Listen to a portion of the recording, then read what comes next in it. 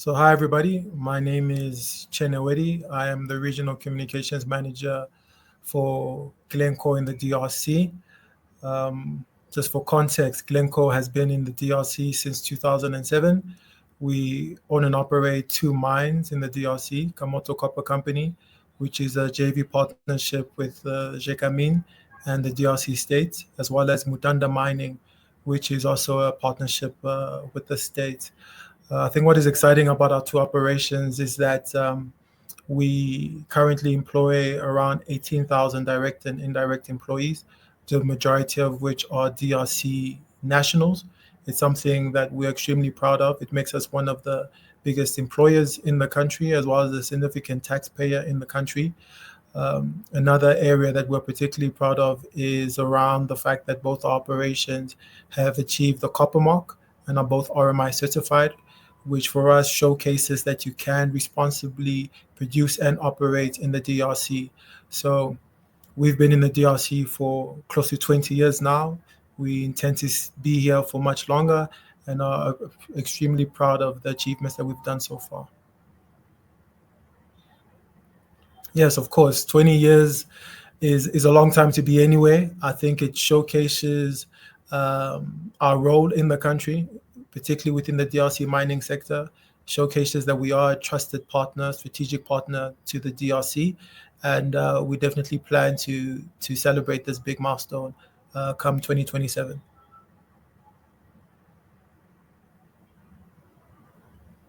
So while we are extremely proud of being a multinational global company, Glencore, of course, with operations all over the world, we believe in empowering local teams. And as mentioned before, the vast majority of our workforce in the DRC are Congolese nationals. We're particularly proud of our senior leadership in those operations. So for instance, at KCC, our chief operating officer is Congolese. Our chief financial officer is Congolese. Similarly, at our other operation Mutanda Mining, our chief development officer is Congolese. We really believe in empowering local teams, local empowerment, and that's the same approach in terms of our communities, partnering with communities to ensure that any initiative, any social investment is done in collaboration. So that's how we operate, and it's proven to be very effective thus far.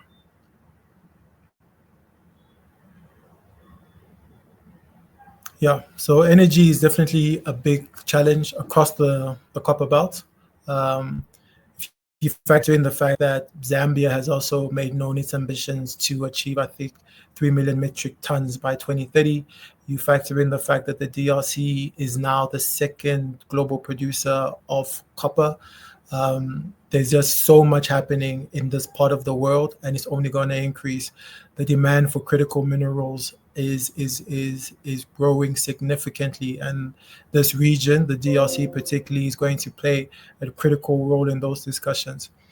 What we did from an energy perspective is, again, in terms of public and private partnerships, we engaged with the government and invested in the refurbishment of the two turbines at the Grand Inga, which then gave us provision of around 450 megawatts, which supported our operations. I think these are the kind of initiatives and public-private partnerships that showcase what can be done when the private sector and the public sector come together to find sustainable solutions. So definitely, particularly if we're talking around going further down the value chain in terms of beneficiation, there's going to have to be these innovative solutions that come to the party to make sure that there is enough energy to support the longer-term ambitions that both us and the DRC have in terms of going further down the value chain. Yeah, so infrastructure is important. Infrastructure is key.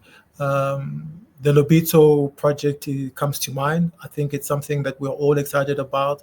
I think we're all invested in its success.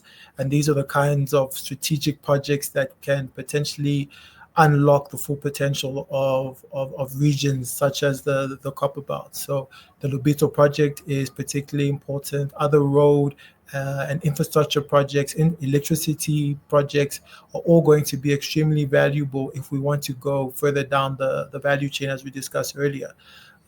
We can't talk about beneficiation and local and I guess local value add if we don't add in the infrastructure to support those ambitions. So the more private sector and the public sector can come together, the better for everyone.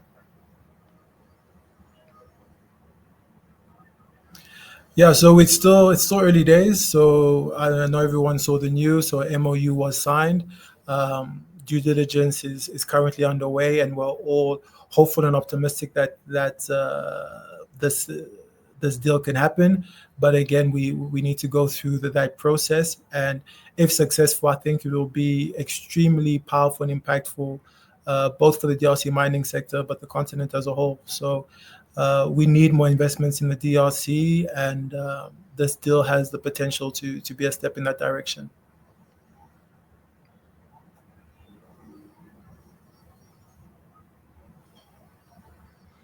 Yeah, so currently in terms of our two operations, we produce copper cathode, which is done to the 99.9 spec.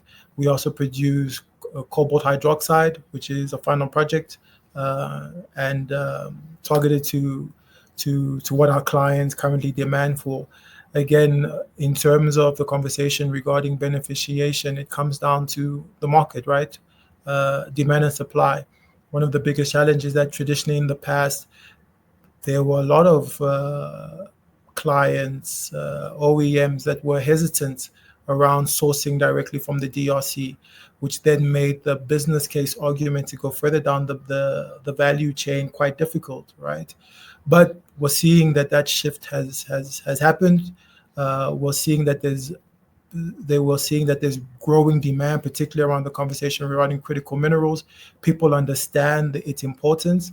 And the fact of the matter is, the minerals, the critical minerals are here in the DRC, whether you like it or not.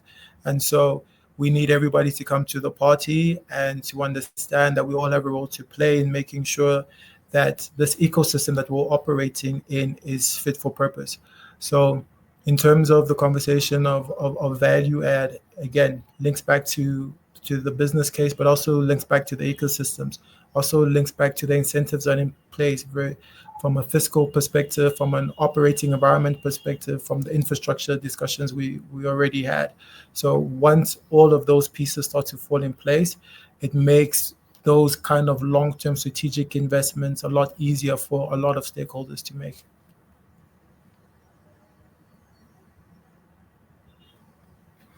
Gosh, like, it's super exciting to be in the DRC, to be honest. As mentioned, we are now the second global producer in copper in the world. That's an achievement in itself. We are seeing growing interest and investment from stakeholders from all over the world. We're also, I think, something that's particularly important to us as Glencore is this increased emphasis on traceability and responsible mining. As mentioned, both our operations have now achieved the Copper Mark and are RMI certified, and we're seeing a lot of our counterparts in the region doing the same.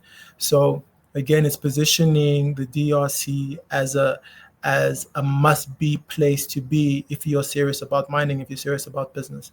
So quite exciting times.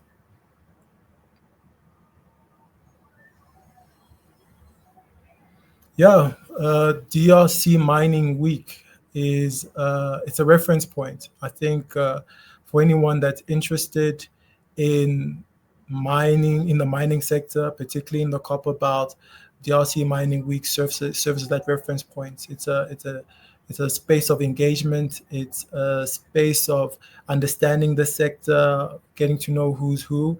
So definitely encourage anyone who's getting that little bit, that inkling of interest, to come to the DRC and to enter the space. To that, it's a good first step into understanding how to operate in the DRC.